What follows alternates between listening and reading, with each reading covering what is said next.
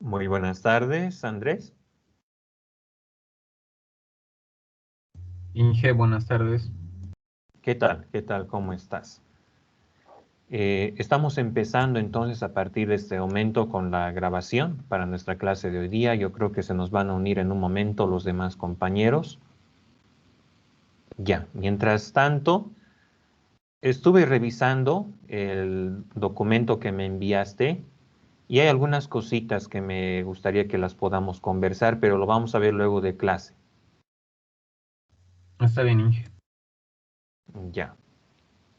Ok, muy buenas tardes, Eduardo, también. ¿Cómo está? Buenas tardes, Inge. ¿Qué tal? ¿Qué tal? Muy buenas tardes. Bien, mientras se nos van uniendo los demás compañeros,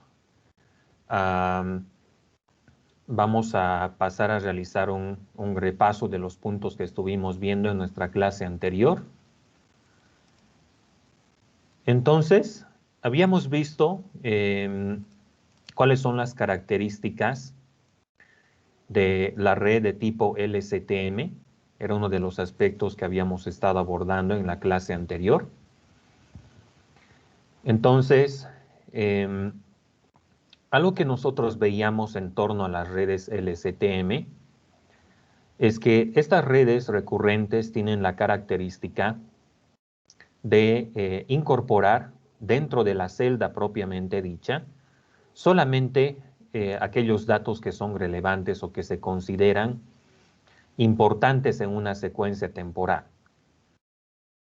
Entonces, una red recurrente LSTM se diferencia de la red RNN en el sentido en que este tipo de redes no solamente tienen un estado que se transfiere a las siguientes instancias o a los siguientes tiempos, si ustedes quieren, sino que en realidad tiene dos tipos de estados.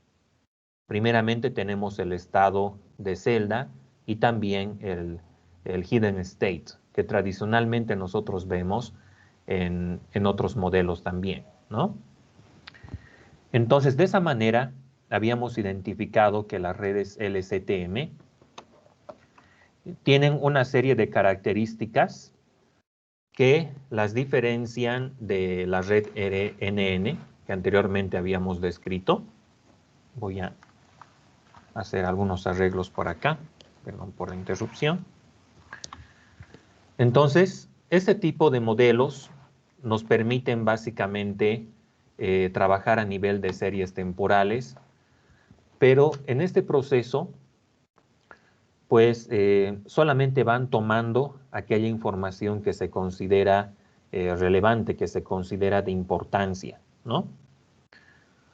Entonces, la naturaleza misma de este tipo de redes LSTM les da la capacidad de poder sobrellevar escenarios que se dan muy comúnmente cuando nosotros tenemos cadenas que son extensas, ¿no? Entonces, un problema que nosotros vamos a tener en estos escenarios es, por ejemplo, el desvanecimiento del gradiente, y el otro es la explosión del gradiente, que en realidad son dos problemas análogos que se dan como resultado de incorporar modelos que tienen varias capas, o en este caso, varias secuencias temporales. Entonces, las redes recurrentes ingresan dentro de este ámbito del deep learning porque al estar representadas en la forma de una secuencia, pues esto involucra de que nosotros debemos incorporar una celda que se va repitiendo a varios niveles, ¿no? Entonces, esta celda va tomando información de los estados posteriores y va registrando también esta información a diversos niveles. Entonces, de esa manera, habíamos establecido cuáles son las características de los diversos elementos que conforman una celda LSTM. Aquí conviene destacar que una red neuronal LSTM va a estar compuesta por una concatenación de varias de las celdas que nosotros estamos viendo acá.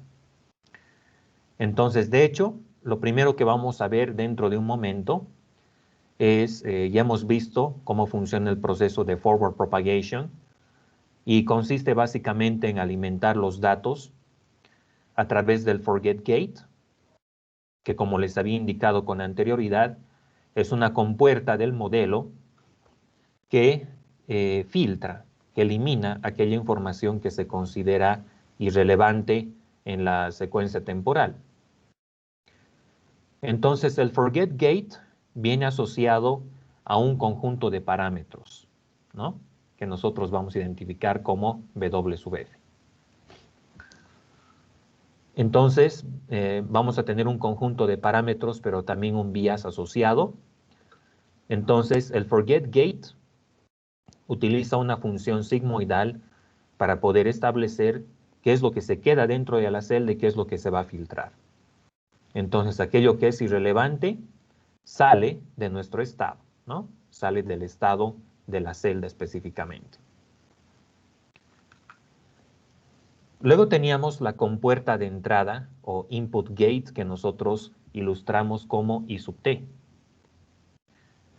Entonces, esta compuerta de entrada en realidad involucra una entrada de datos a la celda propiamente y también un estado interno de la celda.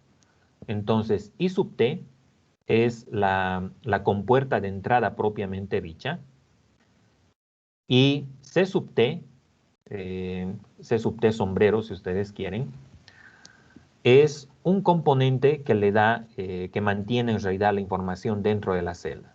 Es lo que se conoce como entrada interna o estado interno de la celda. Entonces, esta es una activación, como ustedes pueden ver, es una activación de la compuerta de entrada. Entonces, igualmente, C sub t viene asociado a sus propios parámetros y algunos autores describen esta compuerta en particular o este elemento como estado de la celda, ¿sí? Entonces, la diferencia que nosotros podemos ver entre ambos elementos es el uso de la función de activación sigmoidal para la entrada y el uso de la función tangente hiperbólica para el mantenimiento de la celda C sub t, tal como podemos ver. Luego de esto teníamos el estado de celda que aglutinaba los elementos que anteriormente ya les he descrito. Entonces, esto aglutina el forget gate, la compuerta de olvido, y también la compuerta de entrada, ¿sí? Entonces, este estado de celda nosotros lo entendemos como, en realidad, como una línea que a su paso va recogiendo solamente aquella información que es relevante en la secuencia temporal. Entonces, el cell state es una función del cell state anterior, tal como pueden ver acá, y también de la activación de la entrada. La activación de la entrada es C sub t sombrero, tal como pueden ver. F sub t es el forget gate, I sub t es la compuerta de entrada o el input gate, si ustedes quieren. Esta operación que nosotros estamos viendo acá, por cierto, este asterisco, le corresponde al producto de Hadamard.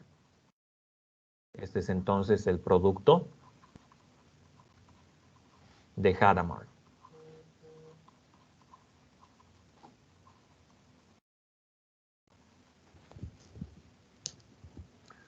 Entonces, matemáticamente, nosotros hemos definido este producto de Hadamard también como un círculo en anteriores casos. Entonces, ustedes van a ver algunas veces este símbolo, ¿no es cierto?, del asterisco para ilustrar el producto de Hadamard, pero en otros casos van a ver un círculo de esta manera, ¿no? En cualquiera de los dos casos ustedes van a identificar que se está hablando del producto de Hadamard. Entonces, todas estas estructuras que nosotros asociamos dentro de la celda tienen que ser compatibles en el número de dimensiones para que el producto de Hadamard pueda funcionar en ambos casos. Entonces, ¿qué implica eso? De que el forget gate debe tener las mismas dimensiones que el estado de celda anterior, es decir, C sub t menos 1. C sub t menos 1 es el estado de celda anterior, es el estado de celda de la etapa anterior t menos 1. I sub t es la compuerta de entrada, el input gate. Aquí nuevamente tenemos un producto de Hadamard y C sub t sombrero es la activación de la entrada. C sub t sombrero es la compuerta de entrada, ¿sí? Entonces debemos entender C sub t sombrero como un candidato a lo que se va a convertir posteriormente en nuestro estado de celda actualizado. Entonces, ¿qué hacemos con estos dos elementos? Los sumamos, ¿sí? Sumamos el producto del forget gate con el estado de celda anterior más el input gate con la activación de la entrada. Y de esta manera vamos a tener el cell state actualizado. Este cell state actualizado solamente contiene los elementos más relevantes de las secuencias, como una memoria interna que, como les decía al principio, es una memoria selectiva en realidad, ¿no? Es una memoria selectiva que solamente recupera o toma en cuenta los elementos más esenciales de toda la secuencia temporal. Ese es un punto a tomar en cuenta. Entonces, ¿qué nos dice esta expresión matemática, chicos? De que algo del input gate vamos a recuperar y algo del forget gate se va a tener que eliminar. Entonces, los factores que están asociados al cell state y a la activación del input gate se encargan de realizar este proceso, de realzar aquella información que se considera relevante y de descartar aquella información que viene de estados anteriores que no es relevante en la secuencia temporal. Entonces, el forget gate filtra información, el input gate realza información que es importante. Así es como funciona este término que ustedes pueden apreciar acá.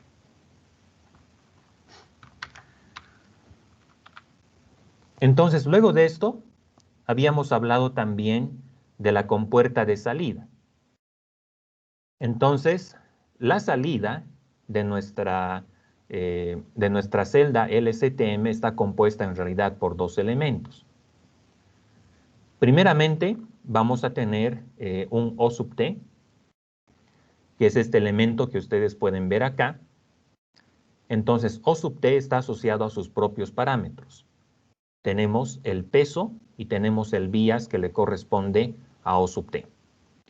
Y algo que quiero destacar acá, por si acaso, chicos, es que en realidad este W sub O se va a disgregar inclusive en dos parámetros. Vamos a tener un parámetro que se ha de asociar al valor anterior de h de t-1 y vamos a tener otro parámetro que se va a asociar o se va a distribuir con x sub t. ¿Ok?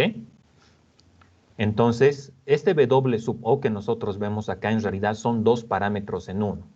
Eso tiene que quedar claro. Y cuando veamos más adelante las expresiones del forward propagation expandidas, vamos a ver de qué se da este escenario. Luego de esto, tenemos la actualización de la salida. En este caso, la salida va a ser h sub t, ¿no? La salida de nuestra celda LSTM. Entonces, luego de h sub t, nosotros podemos tener opcionalmente una capa adicional, que puede ser, por ejemplo, una función softmax, que realiza la predicción de nuestro modelo, ¿no? Podemos tener una función softmax al final, o bien podemos tener una función sigmoidal, si estamos realizando una predicción de tipo binario. Ya depende de qué tipo de clasificación es la que estamos llevando adelante. Una clasificación binaria o una clasificación multiclase. Y si fuera cualquiera de los dos escenarios, entonces, además del H sub t, nosotros tenemos que incorporar la predicción, que va a hacer uso ya sea de softmax o de sigmoidal, dependiendo de cuál es la categoría que queremos obtener. ¿Ok? Bien. Entonces, siempre vamos a tener en cuenta esto, chicos. La celda LSTM va a tener como entradas el cell state anterior, es decir, el C sub t-1. Va a tener el hidden state anterior, H de t-1. Y también la entrada respectiva, X sub t, para la etapa que estamos evaluando en este momento. Como salidas vamos a tener una actualización del estado de celda, C sub t. Vamos a tener el hidden state actualizado. Y después del hidden state podemos tener la predicción haciendo uso de una función softmax o sigmoidal, dependiendo de cuál es el tipo de clasificación que estamos realizando. ¿Ok? Bien. Los elementos que hemos estado describiendo hasta ahora, los vemos acá resumidos. Bueno, esta es la red GRU que hemos visto más adelante. Luego vamos a ver más ejemplos acerca de la GRU también, pero algo que habíamos establecido es que esta red GRU tiene características muy similares a la LSTM, con la diferencia de que no vamos a tener un cell state. Volviendo a este tema de la propagación hacia adelante y hacia atrás de la red LSTM, tenemos estas expresiones que nos permiten evaluar lo que es el forward propagation. ¿Ok? Entonces, primeramente acá vamos a identificar cuáles son las compuertas que anteriormente nosotros hemos definido para tal propósito. Primeramente teníamos la compuerta forget, que es una función sigmoidal. Acá tenemos un typo, me parece. Sí. Es una función sigmoidal de los valores que tenemos definidos a este nivel. ¿Sí? Tenemos el input gate, que viene asociado a sus propios parámetros. Vean ustedes que dentro del forget gate tenemos un peso que va a multiplicar a la entrada X sub t. Tenemos otro peso que va a multiplicar a H de t-1 y tenemos el bias también, B sub F. En el caso del input gate tenemos lo propio. Tenemos un parámetro o conjunto de parámetros que multiplica a X sub t. Tenemos otro que multiplica a H de t-1 y tenemos otro que, tenemos el bias respectivo para la entrada también. En el caso de la salida, tenemos lo mismo. Tenemos un WO que multiplica la entrada. Tenemos un parámetro U sub O que multiplica a H de t-1 y también tenemos su correspondiente bias. Y la activación de celda igualmente tiene sus propios parámetros. Entonces vamos a tener un vector de pesos que multiplica a X de t, que lo llamamos W sub C. Tenemos U sub C, que multiplica a H de t-1 igual, y de igual manera tenemos el bias que le corresponde a esta instancia. Entonces, a partir de estas operaciones, finalmente evaluamos el cell state, tal como ustedes pueden ver en este caso.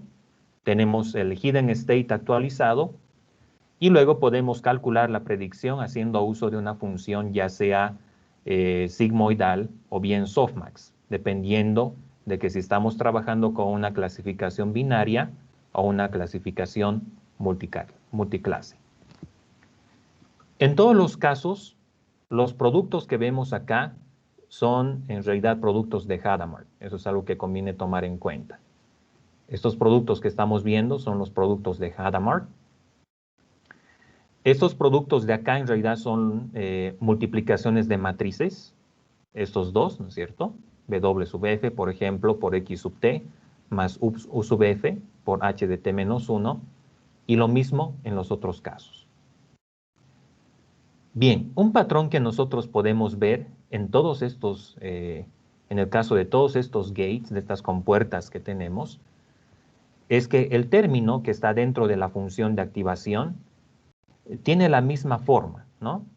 De tal modo que nosotros podemos generalizarlo como W por X transpuesta más U por H de T menos 1 más B. De esa forma nosotros podríamos hacer una generalización de todos estos términos que le pertenecen a la entrada, a la salida, al forget y a la activación de la entrada, ¿no?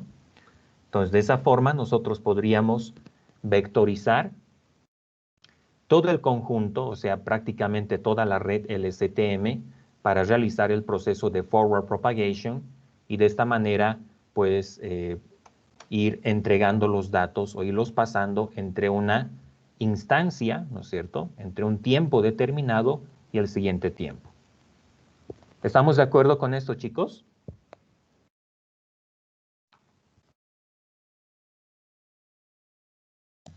Sí, Inge. Entonces, algo que hay que tener en cuenta es que cada elemento en la celda LSTM tiene sus propios parámetros. Todos ellos son parámetros entrenables y todos ellos se pueden actualizar u optimizar a través del proceso del gradient descent, ¿no? O cualquiera de sus variantes. En el caso de redes recurrentes, sin embargo, es común utilizar métodos de entrenamiento tales como RMSProp para actualizar los parámetros que están asociados a cada uno de estos elementos. Bien, permítame acomodar algunas cosas por acá, porque vamos a proceder a deducir justamente ahora las expresiones para el backpropagation. De hecho, lo tenemos como un ejercicio acá. Entonces vamos a hacer algunos arreglos por esta parte. Voy a preparar la pizarra. Y bien. Entonces, vamos a pasar a ver ahora cuál es la forma matemática que tienen cada uno de los elementos de la red LSTM. Entonces yo voy a permitirme ir ahora a lo que es el área de anotación. Esto lo vamos a descartar. Vamos a abrir una nueva página. Y bien, tenemos entonces las expresiones de la red LSTM. Y tal vez conviene que nosotros podamos anotar todos los elementos que están distribuidos. Voy a traerme acá el modelo mismo, de tal modo de identificar dónde va cada uno de los elementos. Entonces esto lo vamos a traer ahí. Y bien. Entonces, la red LSTM va a estar compuesta por varios elementos. Les decía en primera instancia que vamos a tener un input gate o compuerta de entrada que recupera solamente la información relevante de la secuencia temporal. Entonces, este input gate lo identificamos de esta forma, I sub t, y es una función sigmoidal, de B sub i. Tiene que haber un parámetro asociado al input gate. Ya les decía esto desde el principio, ¿no es cierto? Entonces, para cada uno de las compuertas dentro del LSTM, tiene que haber un grupo de parámetros específicos. Esa es una característica que tiene este modelo. Multiplicado por X sub t más U sub i multiplicado por H de t menos 1. Entonces, H de t menos 1, en este caso, vendría a ser esta entrada, ¿no? H de t menos 1, y esto para nosotros es X sub t, esto es C de t menos 1, y estas son las actualizaciones. Entonces, esto va a ser C sub t, H sub t y H sub t. Entonces tenemos U sub I por H de T menos 1, si estamos hablando de esta primera compuertita que está dentro de la celda,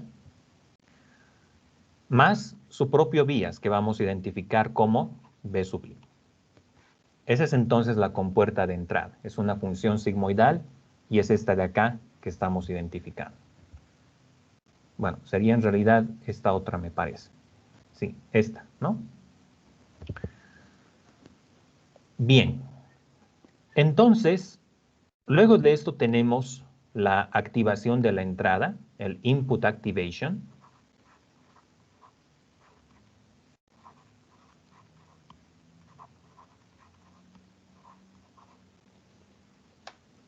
Que es la tangente hiperbólica que nosotros estamos viendo acá, que la vamos a marcar en este caso. Ahí es donde tenemos entonces la activación de la celda. Entonces, el input activation es C sub t sombrero, y esta función es una tangente hiperbólica del parámetro que está asociado a la activación, que en este caso es W sub C, por X sub T. Vean ustedes cómo se distribuye X sub T a la compuerta de olvido, a la compuerta de entrada y también a la activación. Todos ellos están consumiendo esta entrada X sub T, ¿no? Entonces, esto mismo es como si estuviéramos conectándolo a estos elementos. Ustedes pueden hacer de cuenta que esta es una especie de circuito y este elemento se está conectando con todos estos de acá, con todas estas compuertas. Entonces tenemos el input activation y este input activation va a ser W sub C, tiene su propio parámetro, más U sub C por H de T menos 1 más B sub C. Así de esa forma. Luego vamos a tener también el forget gate o la compuerta de olvido. Forget gate. Entonces el forget gate lo identificamos como F sub T. Y F sub T es una función sigmoidal. Es una función sigmoidal. Es esta de acá, ¿no? Esta que estamos identificando ahora. Es esta compuerta que ahora voy a marcar. Entonces, esta es una sigmoidal que tiene sus propios parámetros W sub F por X sub T más U sub F H de T menos 1 más W sub F. Está dado de esa forma.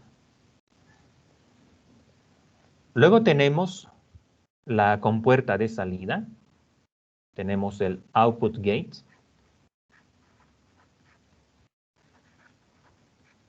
El output gate es este de acá. Lo voy a marcar con otro color. Es esta compuerta que ustedes ven. Igualmente es una sigmoidal, ¿no? Entonces, el output gate lo identificamos como O sub T, que igualmente es una sigmoidal que tiene sus propios parámetros, que va a ser W sub O, X sub T, más U sub O, por H de T menos 1, más B sub O. Entonces, vean ustedes que cada uno de estos cuatro elementos, el forget, el input, la activación de la entrada, ¿no es cierto? El input activation, que es este de acá, la tangente hiperbólica, y el output gate, todos ellos consumen xt, ¿no es cierto? Entonces, como si este x sub t lo estuviéramos alimentando a cada uno de estos componentes que están dentro de la celda. ¿Ok? Entonces, también ambos consumen h de t menos 1, ¿no? O sea, consumen ambos elementos. Entra x sub t y entra también h de t menos 1, es decir, el hidden state de la etapa anterior, de la etapa t menos 1. Entonces, estos cuatro elementos, el forget, el input, el activation y el output, todos ellos van a consumir ambas cosas, ¿no? El dato como tal en la secuencia y también el hidden state de la etapa anterior HDT-1.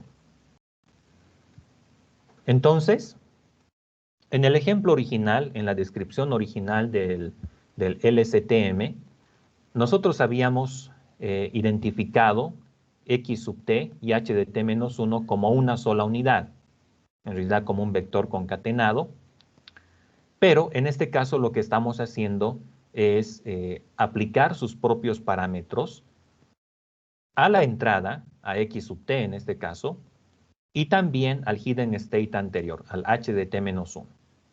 ¿Ok? Entonces, ese vector que nosotros veíamos concatenado, si nosotros lo expandimos, en realidad nos va a dar estos resultados que vemos acá, ¿no? La suma de W sub I por X sub T más U sub I por HDT-1. Si hacemos esta expansión, ¿no? Del vector de parámetros a la entrada y también al hidden state de la etapa anterior, tal como podemos apreciar en todos los casos. Y vean ustedes el parecido que tienen todas estas expresiones matemáticas, ¿no? Inclusive nosotros podríamos hacer una generalización. Por ejemplo, algo que podemos hacer es el input gate, el forget gate y el output gate los podemos poner los podemos disponer en una matriz y podemos hacer una multiplicación única para los tres elementos, ¿no? Y después hacemos lo mismo para el input activation, que tiene una función de activación diferente que las otras. ¿Ok? Bien. Entonces, el cell state se actualiza en base a algunos de los elementos que están acá. Entonces, voy a anotar acá la expresión para el cell state.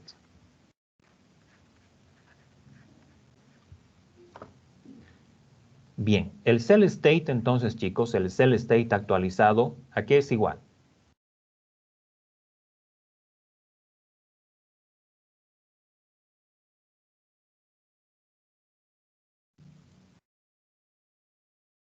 ¿Cuáles son los elementos que se multiplican o que se toman en cuenta para el cell state actualizado?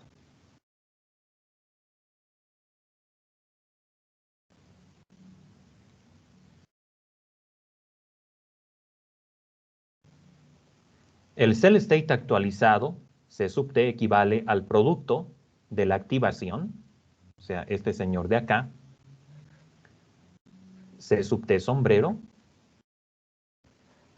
recuerden que este es el producto de Hadamard, es el producto elemento a elemento en Python, ¿no? ¿Esto con quién se multiplica, chicos? ¿Con cuál de los gates se va a multiplicar? Por el forget gate. ¿No era más bien por el input? El Cierto, input cierto. debería ser, ¿no ve? El input gate. Más C sub t menos 1, es decir, el cell state de la etapa anterior, multiplicado por, y ese sí se multiplica por el forget gate, ¿no? El forget gate. Una pequeña aclaración en relación a esto, chicos. En la práctica anterior tenía algunas preguntas sobre este operador. Esto ya un poquito fuera del ejemplo, pero conviene hacerlo notar. Supongamos que tenemos, por ejemplo, dos matrices A y B. La primera matriz es 1, 2, 3 y 4. La segunda matriz B es igual a 2, 1, 1, 2. Y lo que ahora queremos determinar es el producto de Hadamard, o el producto círculo, si ustedes quieren, entre estas dos matrices. El producto círculo requiere que ambas estructuras tengan exactamente las mismas dimensiones, el mismo número de filas y de columnas. Entonces, lo que hacemos es multiplicar elemento a elemento. Por ejemplo, acá vamos a tener 1 por 2, 2. Aquí también va a ser 2. Aquí vamos a tener 3 y aquí va a ser 8. Ese es entonces el producto de Hadamard. Pero esto no es lo mismo que esta otra operación, A por B. ¿Ya? En Python nosotros utilizamos el asterisco para realizar la multiplicación de dos matrices de esta manera. Y utilizamos el asterisco, el símbolo de arroba utilizamos para multiplicar las dos estructuras y el asterisco lo utilizamos para el producto de Hadamard, ¿no? Para el producto elemento a elemento que acabamos de describir. Entonces, esto ya es otra cosa. Hay que multiplicar filas con columnas, haciendo uso del producto escalar y todo lo que ya conocemos. ¿Estamos de acuerdo con esto, chicos?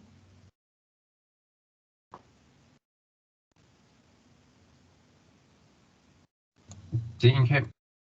Ok. Bien, entonces, ¿qué significa eso? Que todas estas estructuras deben tener las mismas dimensiones. Es decir, el activation state, el input activation en todo caso, debe tener las mismas dimensiones que el input gate.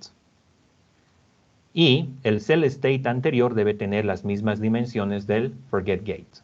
Entonces, eso es algo que ya podemos inferir de estas operaciones que nosotros podemos ver a nivel del cell state. Bien, yo voy a borrar esto entonces, no nos sirve. Entonces esto se va. No vamos a tomarlo en cuenta. Ok, tenemos entonces el cell state. Ahora actualizamos también el hidden state.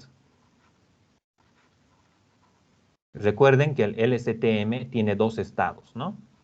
Tiene un estado interno de celda, cell state, que se calcula de esta forma. Y también tiene un hidden state actualizado, H sub T, que es igual al producto del output gate, O sub T, por la tangente hiperbólica de C sub T, que es algo que nosotros en el gráfico original podemos ver, ¿no es cierto? Primero se multiplican el output, que es esta de acá, esta partecita que estoy anotando ahora. Esto se va a multiplicar con la tangente hiperbólica, ¿no? La tangente hiperbólica del H sub T. Entonces, al H sub T, al C sub T, perdón, este es el C sub T, ¿no? Sí, este término de acá en realidad es el C sub T. Entonces, aplicamos la tangente hiperbólica al C sub T y de ese modo tenemos el H sub T actualizado. Es así como esto funciona, ¿no? Este es el C sub T actualizado. Entonces, le sacamos la tangente hiperbólica y de esa manera tenemos el H sub T actualizado, que es lo que sale por acá. Entonces, les decía al principio que si nosotros necesitamos convertir este hidden state en una predicción, entonces tenemos que aplicar una función ya sea sigmoidal o softmax, dependiendo de qué tipo de clasificación estemos realizando. Para una clasificación binaria vamos a utilizar la sigmoidal, para una clasificación múltiple vamos a utilizar la función softmax. Entonces la predicción final, Y sub T, esto va a ser el prediction. Entonces la predicción, Y sombrero sub T, va a ser, por ejemplo, una función softmax de H sub T, suponiendo que la clasificación sea multiclase.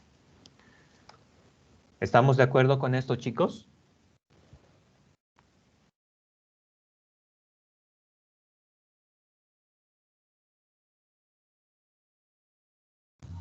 Sí, Inge. Bien, entonces, estas son las expresiones para la propagación hacia adelante de una red LSTM, muchachos. Entonces, ¿en qué consiste el forward propagation de una red LSTM? Consiste en alimentar los datos al input gate, al forget gate, al output y al cell state. ¿Ok?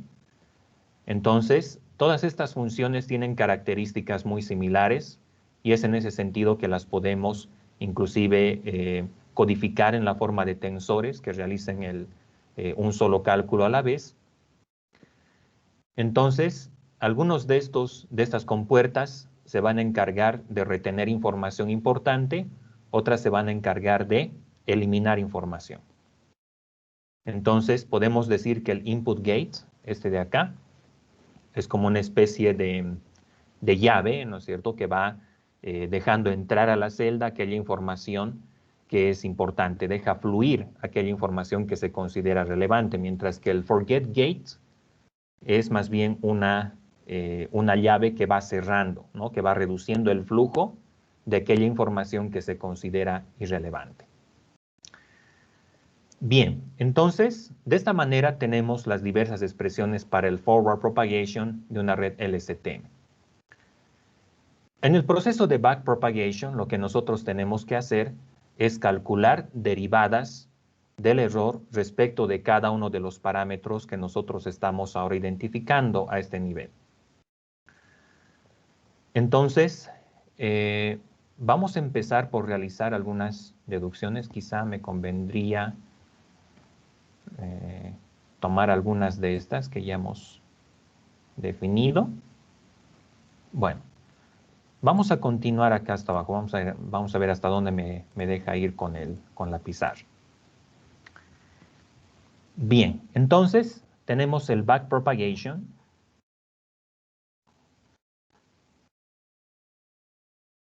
El backpropagation para el modelo LST. Entonces, el principal propósito que nosotros queremos cumplir, chicos, acá, es encontrar una expresión que nos permita actualizar los parámetros, cada uno de los parámetros que están asociados, ¿no? Entonces tenemos parámetros asociados a la salida, tenemos parámetros a nivel de la entrada, tenemos también parámetros a nivel del forget gate, entre otros. Entonces, en total, ¿cuántos parámetros pueden ver, chicos, acá? Entre pesos y vías.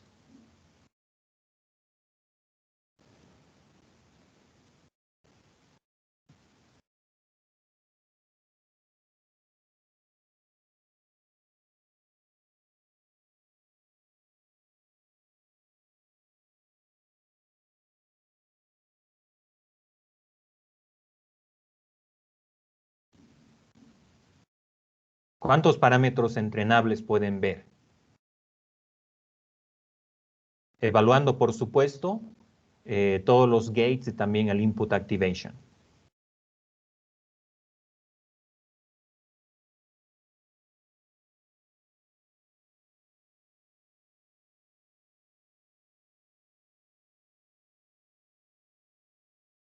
¿Alguna idea, chicos? ¿Cuántos pesos tenemos? Empecemos por ahí.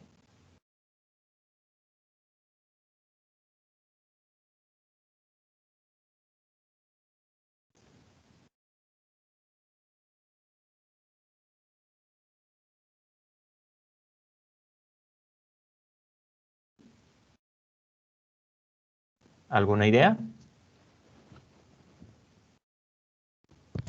¿Cómo es, muchachos? ¿Ya estamos los demás, por si acaso? Ok, chicos, ¿qué dicen? ¿Cuántos pesos tenemos acá entre estas 4 compuertas? El input gate, el input activation, el forget y el output. 4. Ya. ¿No serían 8 más bien? Porque estos U sub I, U sub C, U sub F y U sub O también son pesos, ¿verdad? Entonces, cada uno de estos pesos está asociado a las entradas, al hidden state de la etapa anterior. ¿Estamos de acuerdo con eso, chicos?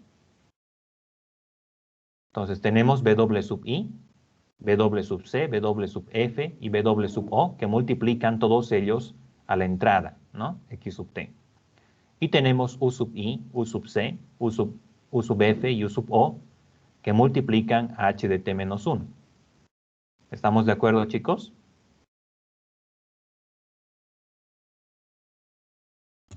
Sí, Inge. Gracias por Entonces la aclaración. tendríamos 8 pesos en total. ¿Cuántos vías?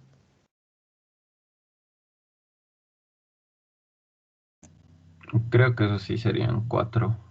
Serían 4 vías, ¿verdad?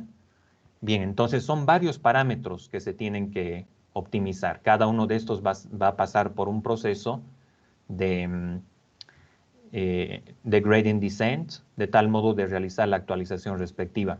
Pero en el backpropagation lo que podemos hacer es en realidad vectorizar los gradientes respecto de cada uno de estos parámetros que nosotros tenemos. Bien, yo me voy a limitar a deducir algunas de las derivadas respecto de los pesos.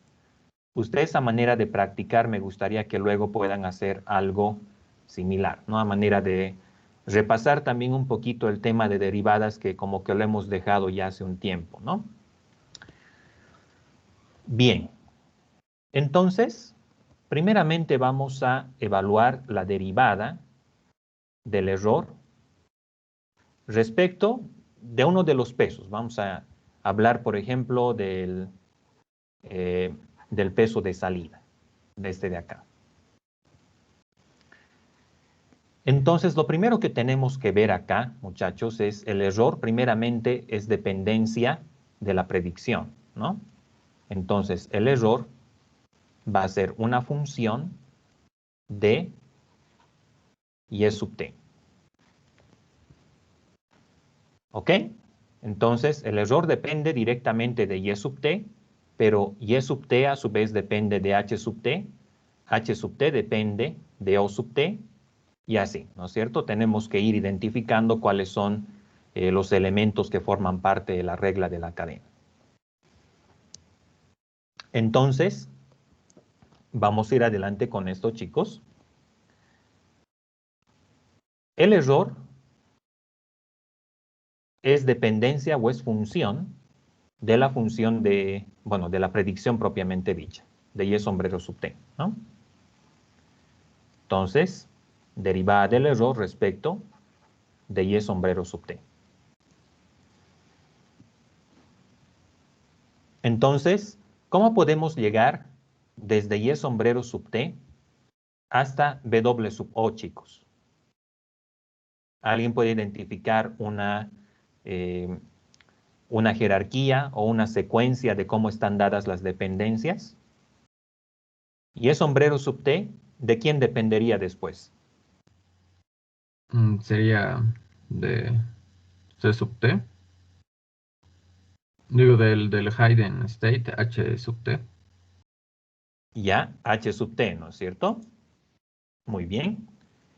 ¿Y h sub t, de quién depende? Del C sub T.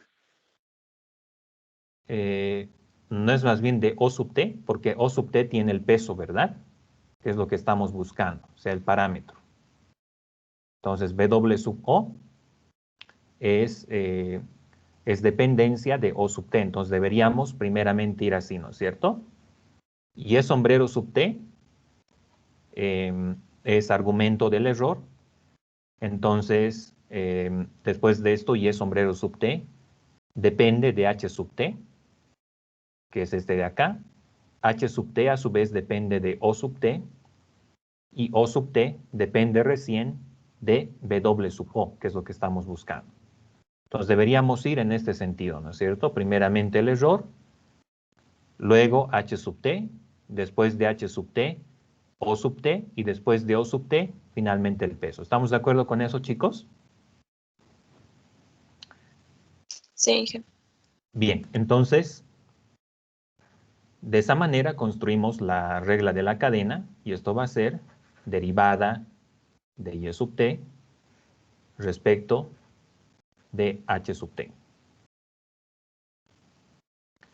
por derivada de h sub t respecto de o sub t por derivada de o sub t por respecto de w sub 0, ¿no es cierto? Que es el parámetro que nos interesa optimizar en este caso. ¿Estamos de acuerdo, chicos? Sí, Inge. Bien, entonces lo propio haríamos para la derivada del error respecto de W sub I, ¿no? Ya lo hemos hecho respecto de la salida, ahora respecto de la entrada ya también.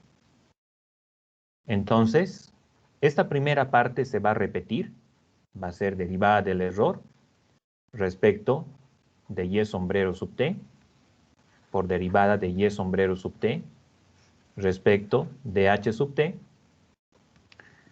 Y bien, a partir de acá tengo que definir hacia dónde vamos, ¿no? En función a las dependencias que se tienen. Entonces, W sub I, ¿cuál de estos lo tiene? A ver, vamos a buscar. Bueno, W sub I lo tiene I sub T, ¿no es cierto? Que ustedes pueden ver en este caso. ¿Cómo llegamos hasta I sub T? ¿Alguien podría describir cuál es la secuencia? Estando en H sub T, ¿cómo podemos llegar hasta W sub I?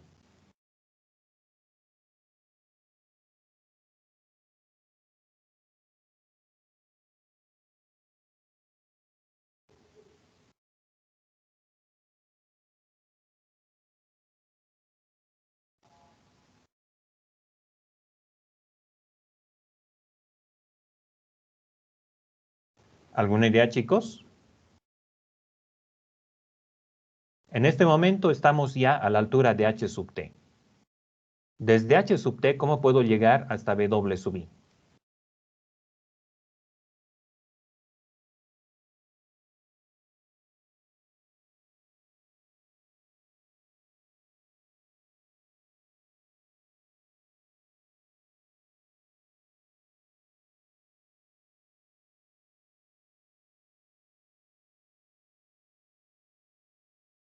¿Alguna idea, chicos?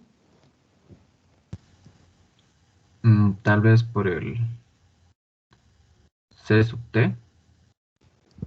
Ya, tendríamos que seguir esta otra ruta, ¿verdad? Por medio del C sub T. Entonces, del C sub T, saltamos al I sub T, ¿no es cierto? Y luego I sub T tiene W sub I, tal como pueden ver. ¿Estamos de acuerdo con eso, chicos? Sí, Inge. Muy bien, entonces, vamos adelante con eso. Entonces, H sub T depende de C sub T.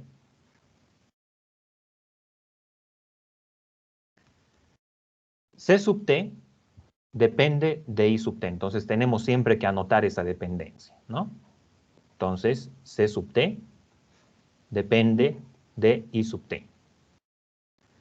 Y luego, finalmente, I sub T, la entrada, depende de W sub I, que es lo que estamos buscando.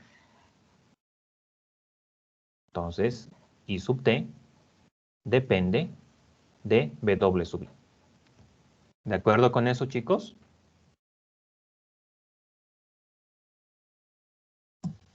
Sí, Inge. Luego tenemos la derivada de E respecto de W sub F. Entonces, esto siempre se va a repetir, ¿no? Igualmente vamos a tener derivada respecto de la predicción Y sub T por derivada de Y sub T respecto de H sub T. Ahora, a partir de acá tenemos que ver cómo llegamos hasta W sub F. Es lo siguiente que tenemos que identificar, cómo llegamos hasta W sub F. Bien, ya estamos entonces acá. ¿Cómo podemos llegar hasta W sub F?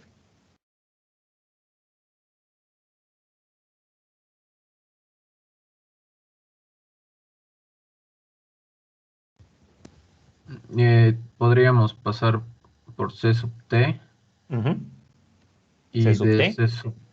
Sí, luego de C sub T podríamos llegar a F sub T y pues creo que ya de ahí podríamos llegar a W A sub ver, F, que es el objetivo. correcto. Exactamente, ¿no? Muy bien. Entonces, Sigamos con la cadena.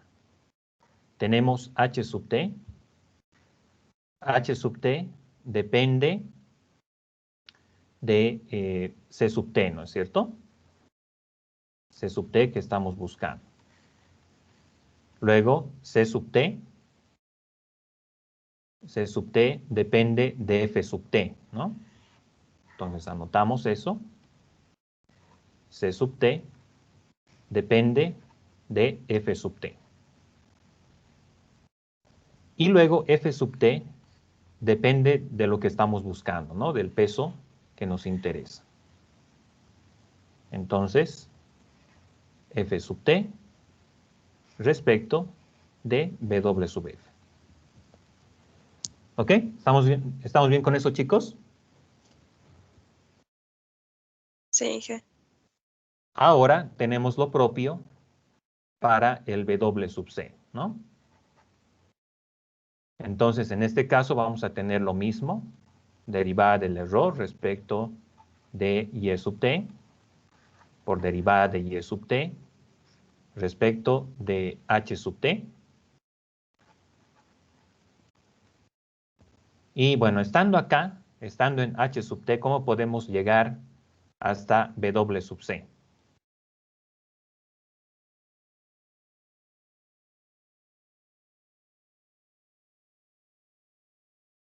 O sea, a este parámetro. H sub T depende de C sub T, ¿no? C sub T depende de C sombrero sub T, este valor que ustedes pueden ver acá. Y C sombrero sub T depende de W sub C. ¿Estamos de acuerdo, chicos? Sí, Inge. Entonces, vamos a seguir la secuencia. Tenemos derivada de H sub T respecto de C sub T por después C sub T depende de C sombrero sub T y C sombrero sub T depende de W sub C. ¿Estamos de acuerdo con eso, chicos?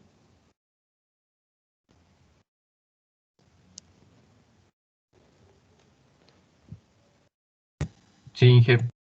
Bien.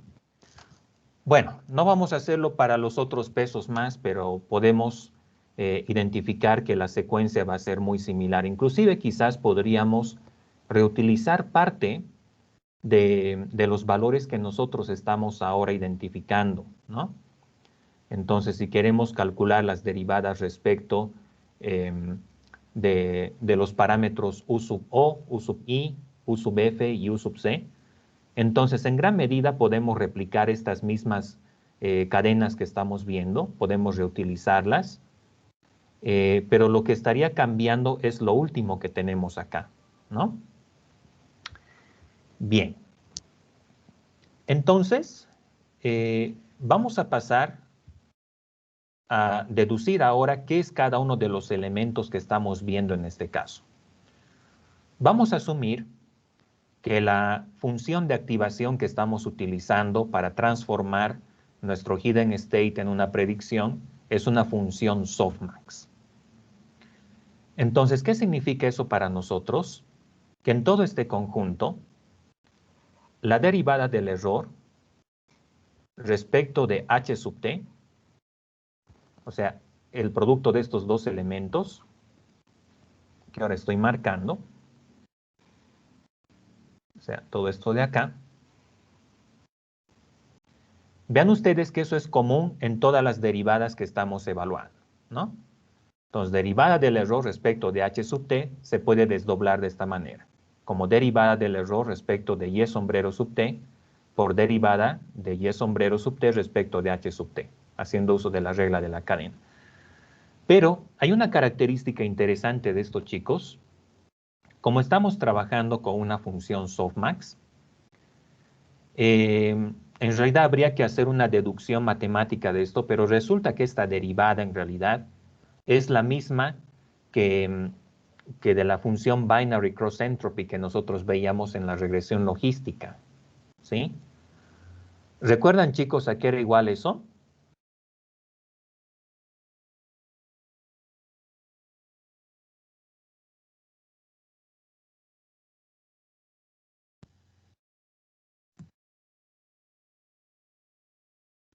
¿Puede repetir la pregunta, Inge? Disculpe. La derivada respecto de z en el caso de la regresión logística, que era igual. ¿Se acuerdan? O sea, el producto de los dos primeros elementos en la regla de la cadena, ¿qué nos daba como resultado? Lo hemos visto primeramente en la regresión logística y después en redes neuronales también. En redes feedforward.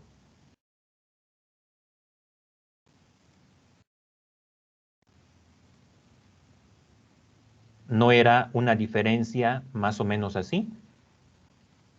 Y es sombrero sub t menos y sub t.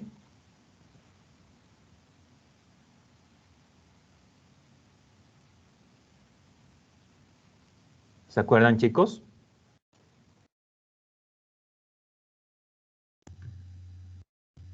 Sí, Inge. Sí, Inge. Entonces teníamos esta diferencia, ¿verdad? Este producto se simplificaba así de esta forma. Entonces vean ustedes que este producto va a ser común de todos los elementos que nosotros estamos evaluando en la regla de la cadena respecto de cada elemento de la LSTM, ¿no? Pero ahora también nosotros podemos deducir a qué son igual algunas de las otras derivadas. Entonces, por ejemplo, voy a tomar esta de acá y voy a hacer una separación para que no nos confundamos. La derivada de h sub t respecto de o sub t. ¿A qué es igual, chicos? O sea, la derivada de esta expresión respecto de o sub t.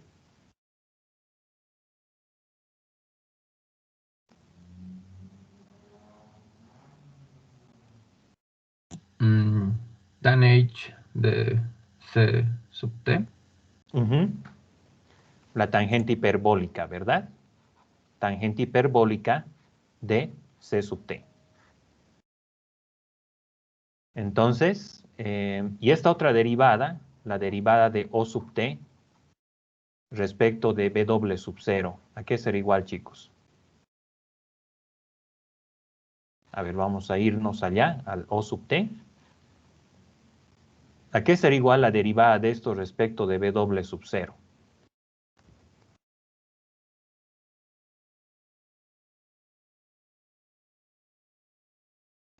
X sub t. ¿Seguro?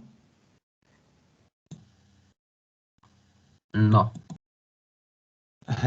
Ok, hay una sigmoidal, ¿no es cierto?, de por medio. Entonces, ¿qué pasa con la sigmoidal?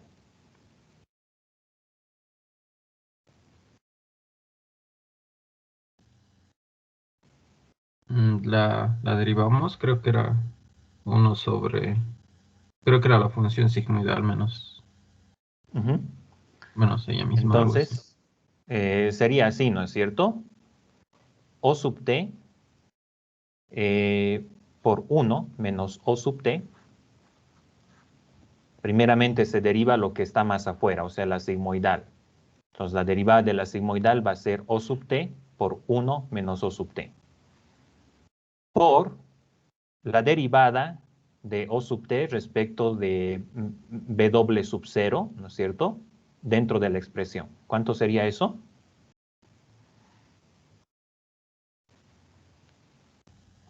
X sub t creo que era así. X sub t, ¿no es cierto? Bien. Entonces, nosotros ya podemos reemplazar estos valores en la primera derivada, ¿no? En todos los demás casos podemos ver también que este producto de la derivada del error respecto de h sub t está presente absolutamente en todas las derivadas que tenemos más adelante. ¿Ok? Por lo tanto, esto ya lo podemos reemplazar acá. Ya sabemos a qué es igual. Y ya tenemos también estos dos términos. ¿Sí? Bien, quiero que ustedes hagan lo siguiente ahora, muchachos. Como pueden ver, hay otras derivadas que las tenemos que calcular comúnmente también. Entonces, la pregunta es, ¿a qué serán igual estas otras derivadas de h sub t respecto de c sub t? Entonces, ahí tenemos una que se utiliza varias veces, ¿no? Derivada de h sub t respecto de c sub t. ¿A qué será igual? Eso quiero que ustedes calculen. Después, estas derivadas de acá se van a dar cuenta que en realidad tienen características similares. Todas ellas van a tener un factor de x sub t. Entonces, quiero que se tomen también un tiempo para calcular las derivadas de, bueno, ya hemos hecho de h de o sub t respecto de w sub 0, pero quisiera que ustedes calculen estas otras derivadas también que nos quedan, ¿no?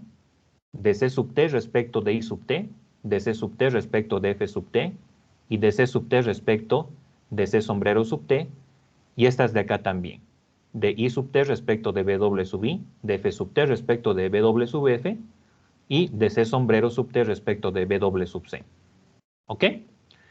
Bien, nuevamente entonces, y siguiendo la hermenéutica que hemos adoptado para redes convolucionales, donde les pedí que hagan un ejercicio en clase, ¿no es cierto? Y luego hagan algunas deducciones.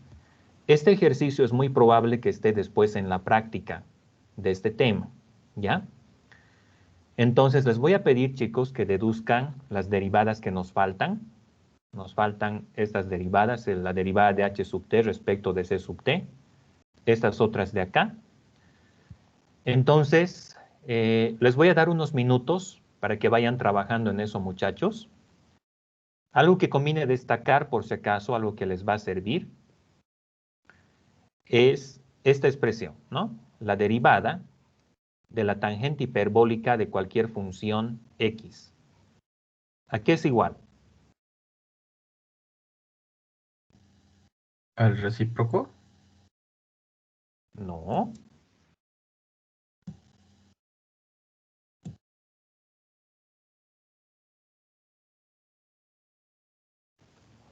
¿Cómo es, chicos? ¿Qué dicen? ¿Se acuerdan de esta derivada? En una práctica anterior creo que ustedes mismos han deducido, ¿no?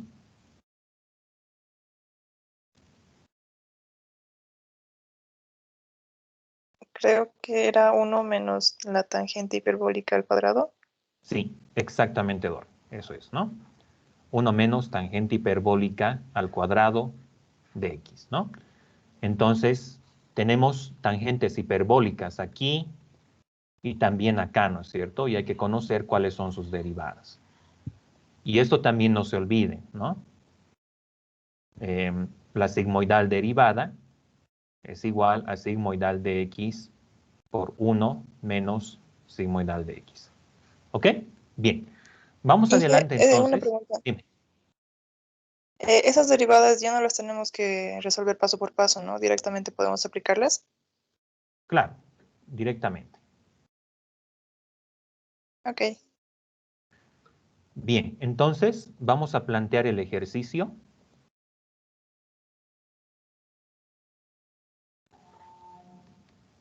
Que es evaluar las derivadas faltantes.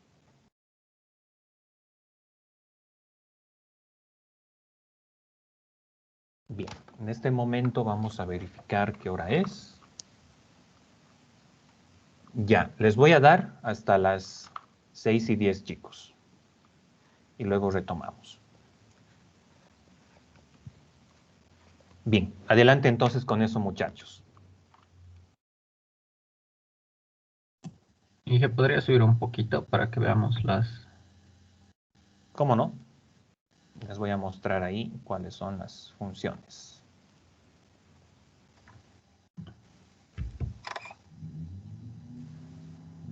Ya, ¿ahí está mejor? Sí, Inge, gracias. Ya.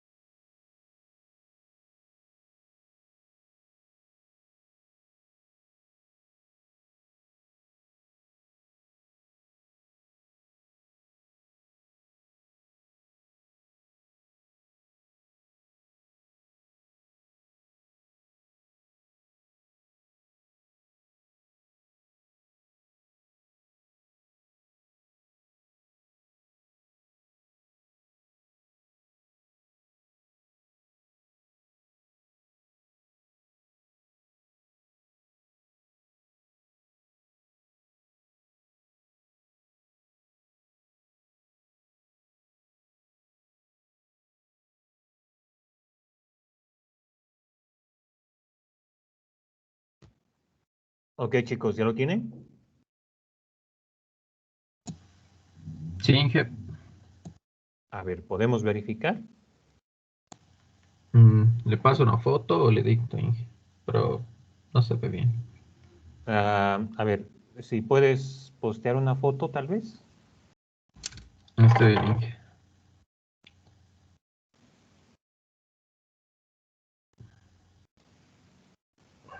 Ya la estoy subiendo. Está tardando. Ok, no hay problema. ¿Qué tal? ¿Alguien más por si acaso, chicos?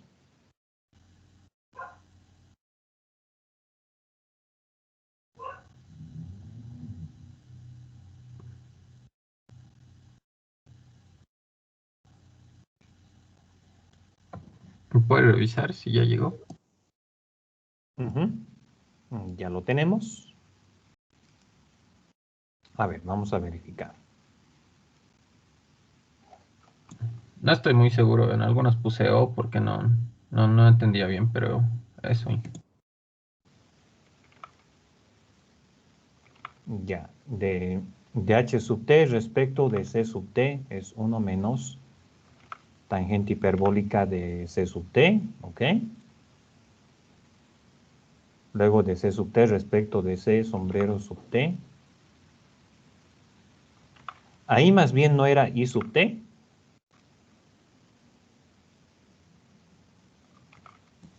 ¿En cuál Ah, estamos no, i revisando? ¿La sub t es, segunda? ¿no? C Sí, sub t es. respecto de i sub t. Sí. Ah, ya, de i sub t. Ok, estamos bien con eso también.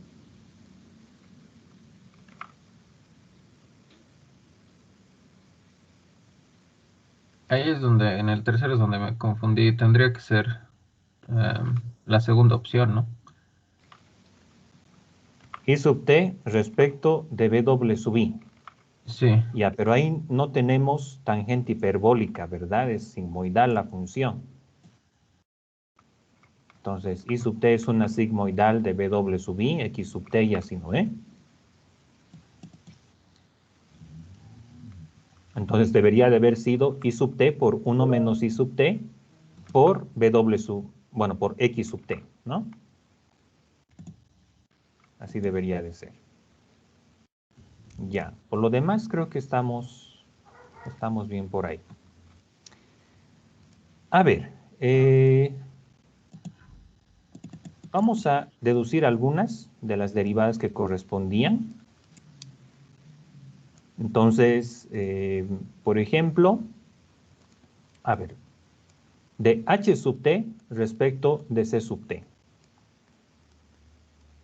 Entonces, tenemos acá h sub t y tenemos c sub t. Tal vez lo que podemos hacer es tomar todo este conjunto, lo podemos llevar a la siguiente. No sé si me va a dejar, no tengo retorno. Bueno, a ver, vamos a continuar acá mejor, así para hacer más espacio. Bien, entonces, de h sub t respecto de c sub t, ¿no? Derivada de h sub t respecto de c sub t. Entonces, como ustedes pueden ver, ese término h sub t depende de o sub t y de una tangente hiperbólica de c sub t, ¿no? Entonces, esto lo podemos expresar de la siguiente forma, como o sub t por, y primeramente tenemos que derivar lo que está afuera, ¿no? Lo que está más afuera, que es la tangente hiperbólica. Entonces, esto va a ser, derivada de la tangente hiperbólica es 1 menos tangente hiperbólica al cuadrado de c sub t. Esa sería entonces la derivada. ¿Estamos de acuerdo, chicos?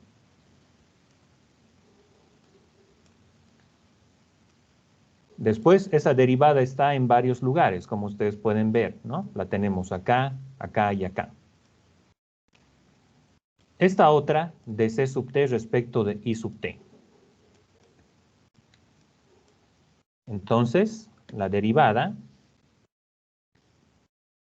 de c sub t respecto de i sub t, ¿no?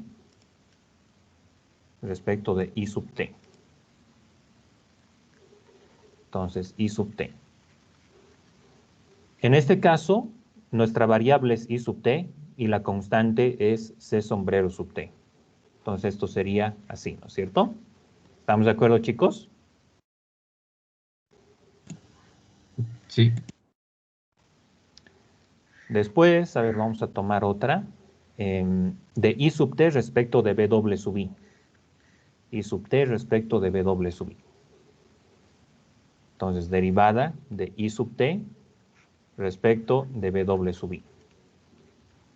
Siempre hay que ir desde afuera hacia adentro, ¿no? Entonces, afuera tenemos la sigmoidal y la sigmoidal es igual a I sub t. Entonces, esto va a ser I sub t por 1 menos I sub t por la derivada de lo que está dentro respecto de W sub I, que es xt. ¿Estamos de acuerdo?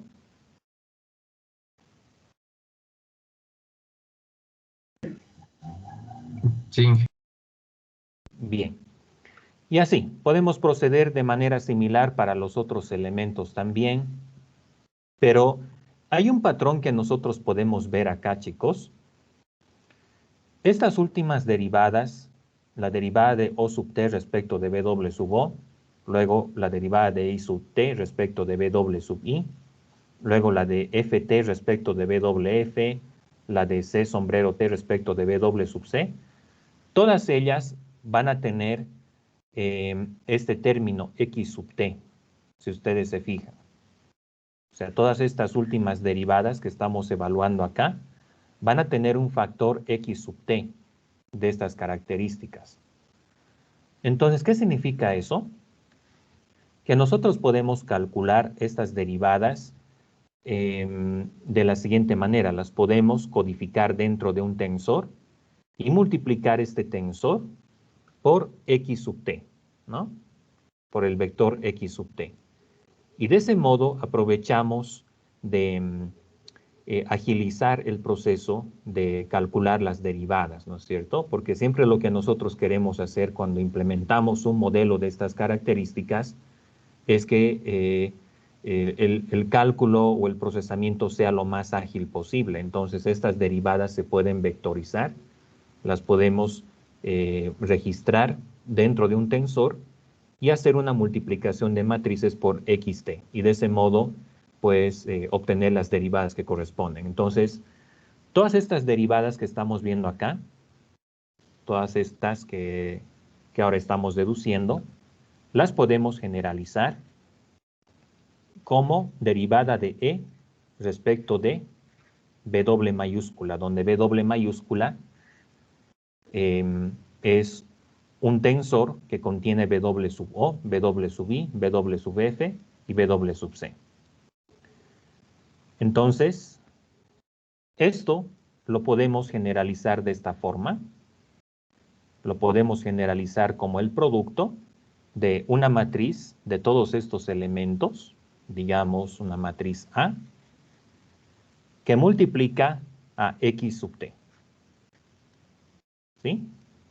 Y de ese modo nosotros podemos, de una manera ágil, a través de un producto de matrices, realizar el cálculo de todas estas derivadas, de todos estos gradientes. Entonces, finalmente, ¿qué es lo que va a ocurrir? Cuando ya estemos haciendo la actualización de los parámetros, vamos a utilizar el método de gradiente descendente, por ejemplo, para actualizar W de esta manera, ¿no? W menos eta por el gradiente del error respecto de W. Y lo propio vamos a hacer para los otros parámetros, ¿no? Para los parámetros U. Entonces, U igualmente lo podemos codificar como un tensor y actualizar los valores de esta manera, ¿no? Derivada del error respecto de U. Y para los vías lo propio, ¿no? Para los vías hacemos lo propio. Entonces, el vías se actualiza igualmente de esta manera. Derivada del error respecto del vías. ¿Estamos de acuerdo con esto, chicos?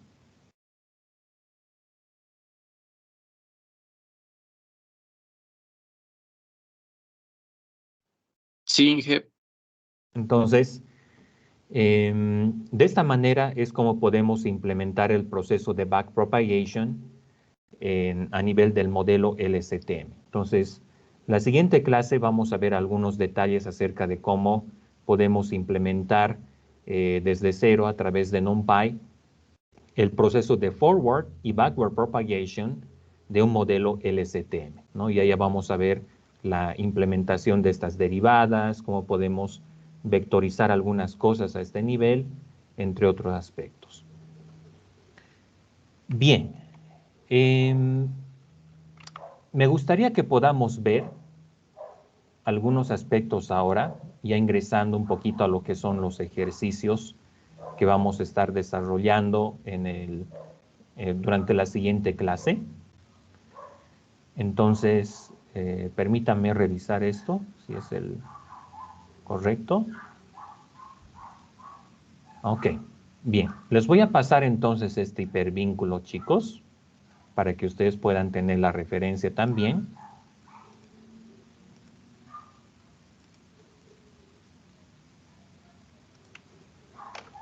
Ok. Bien. Tenemos entonces acá un ejemplo básico de implementación de una red recurrente en PyTorch. Yo voy a conectarme ahora mismo para empezar a trabajar en esto. Bien, entonces lo que estamos haciendo acá es utilizar un modelo recurrente para realizar clasificación de nombres en diversos idiomas. ¿Sí? Entonces, claramente podemos ver que vamos a tener palabras, es decir, conjuntos de caracteres en diversos idiomas. Lo que tenemos que hacer es clasificar estos de acuerdo al idioma al cual estos pertenecen.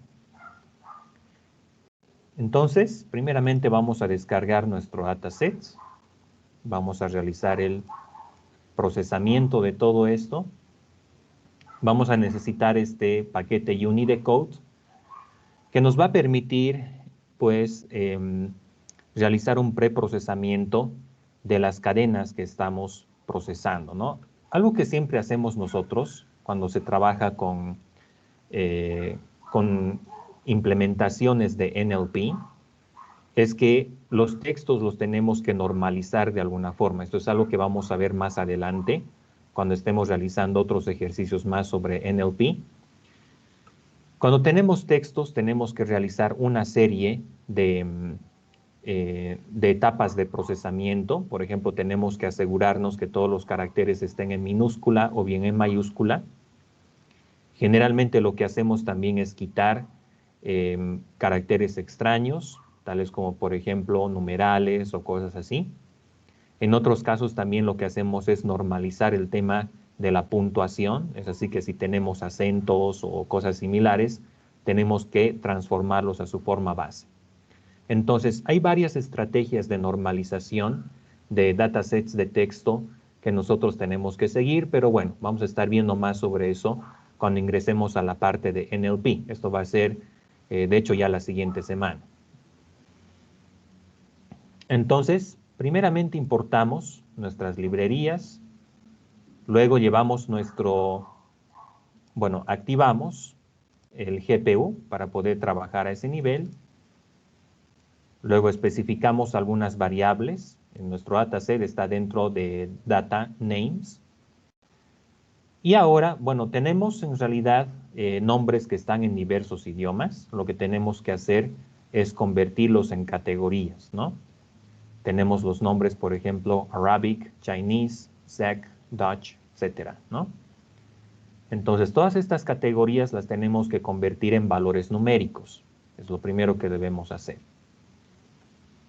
Entonces, cada categoría va a estar asociada a un ID que va desde 0 hasta el máximo valor posible de las categorías que tenemos, ¿no? Entonces, en esta parte estamos haciendo ese proceso. Cada una de las categorías las estamos convirtiendo en valores numéricos en un rango determinado. Entonces, identificamos primeramente cuántos idiomas se tienen. Vamos a visualizar esta variable num_blanks. Y tenemos en total 18 idiomas, entonces es un problema de clasificación de 18 categorías, ¿no? Ahora, esta función UniDecode de Python es particularmente interesante debido a que nos permite normalizar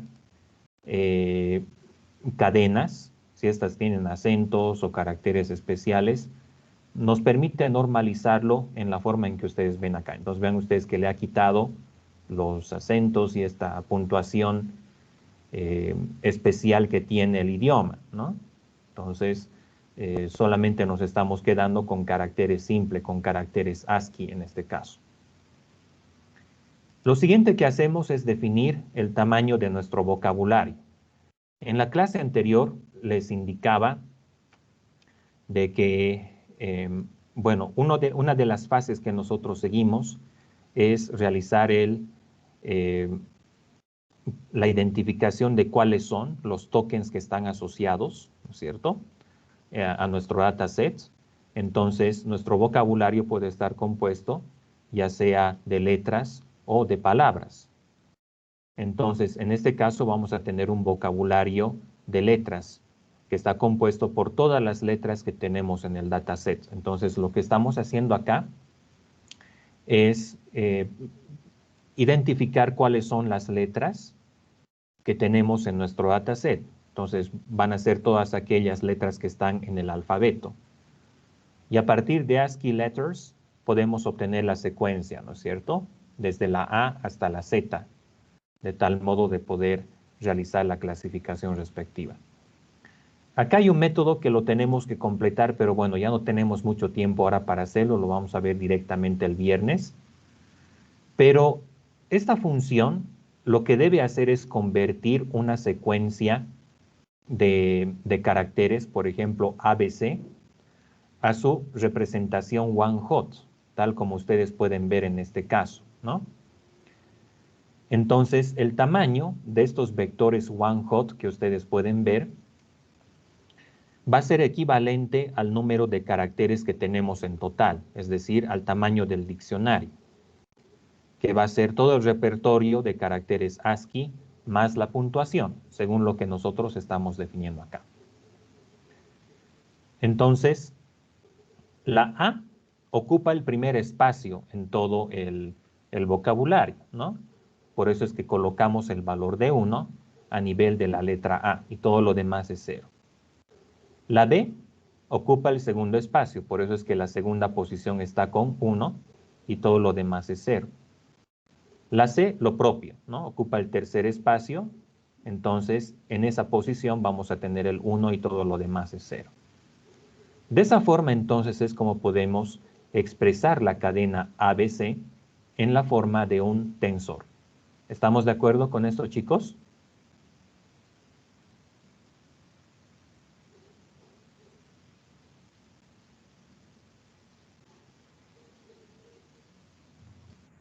Sí, Inge. Bien, y luego de eso lo que hacemos es procesar no solamente esto, sino todo el dataset. Tenemos que convertir todo el dataset a vectores one hot. Y eso es lo que estamos haciendo acá.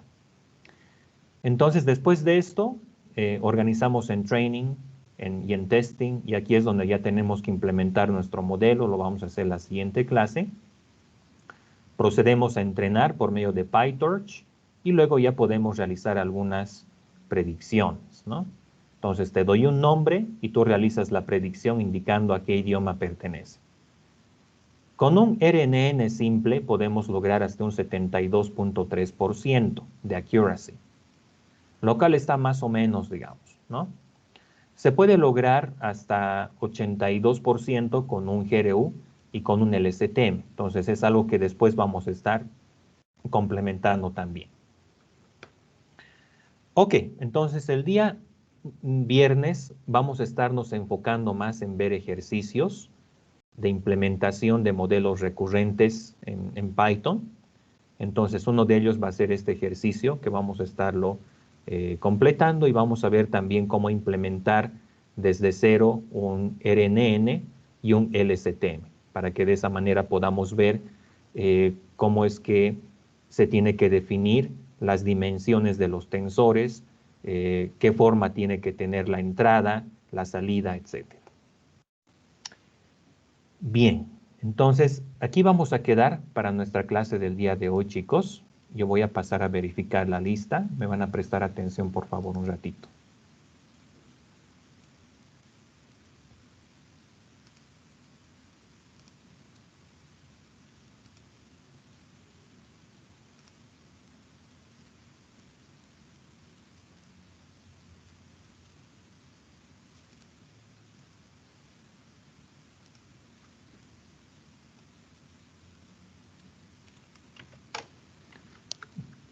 Fernando, estás, ¿no?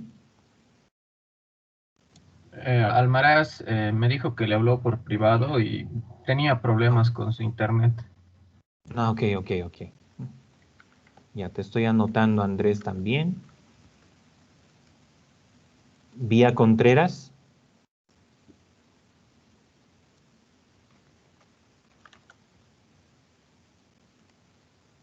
Daniela Córdoba. Presente, hija.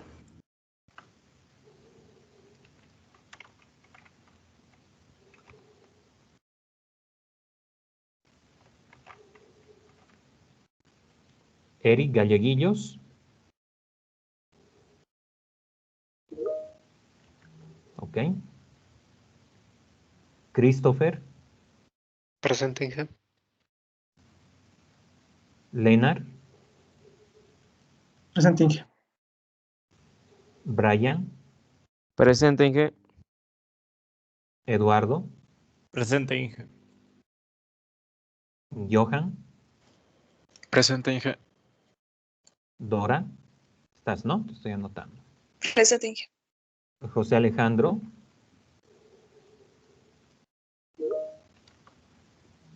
Ok.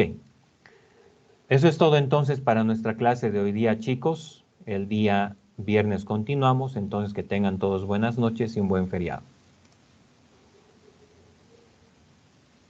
Hasta luego, Inge. Ok. Hasta Chao, luego. chicos. Chao, chao.